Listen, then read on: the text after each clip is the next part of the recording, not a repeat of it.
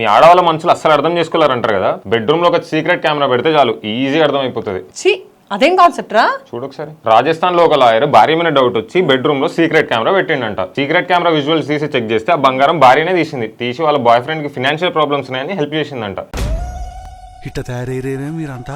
ఈ ఎఫ్ఐఆర్లు కొన్న బాయ్ ఫ్రెండ్స్ కి ఎందుకు ఇన్ని ఫైనాన్షియల్ కష్టాలు ఉంటాయి? ఈ మొత్తం కాన్సెప్ట్ లో నీకు అర్థమైంది ఇదా? అయినా భార్యని సీక్రెట్ గా వీడియో తీసిన ఆ భర్త మీద కదరా కేసు పెట్టాల్సింది. అయినా భార్యలకి ప్రైవసీ ఉండద్దా?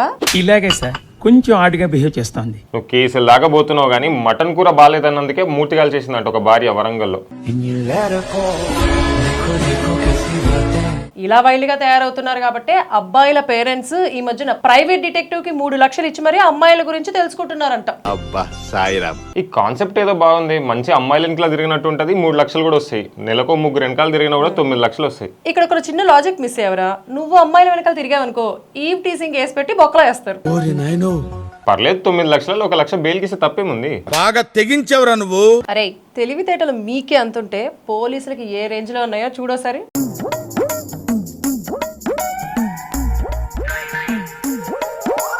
ఏముంది, నీ స్కూటీ నెంబర్ ప్లేట్ నా బైక్ పెట్టుకుంటా, అప్పుడు నా పడే చలాన్లన్నీ నీకు పడతాయి. నీకు దండవరా బాబు. డైరెక్ట్ గా అయితే వచ్చి పట్టుకోరు కదా ఈ సిస్టమ్ ద్వారా. పందులకున్న స్పెషాలిటీ ఇదేరా, ఎక్కడ పెంటున్నా ఈజీగా కనిపెట్టేస్తాయి. ఒకడు ఎవరు గుర్తుపట్టొద్దని చెప్పి గ్రీన్ పెయింట్ వేసుకొని దొంగతనానికి వెళ్ళిండు, అయినా దొరికిపోయింది. ఎట్లా తెలుసా? ఏముంది, తెల్లారి స్నానం చేసినా ఆ కలర్ పోయి ఉండదు. ఆ ఊళ్ళో గ్రీన్ కలర్ ఉన్న వాళ్ళు ఎవరా అని ఎతికితే దొరికిపోయి ఉంటాడు. ఈ మధ్యలో బాగా షార్ప్ అయిపోయావు.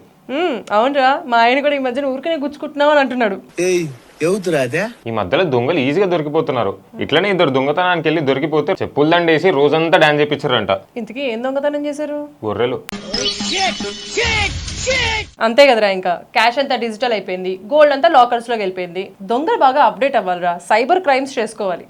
అంటే సజ్జనార్ గారు వాళ్ళ ఫీల్డ్ లో పాపం వాళ్ళు అప్డేట్ అవ్వాలని, అంతేగాని దొంగల్ని ఎంకరేజ్ చేస్తున్నట్టు కాదు. చాలా సెకలు ఉన్నారా నీలో.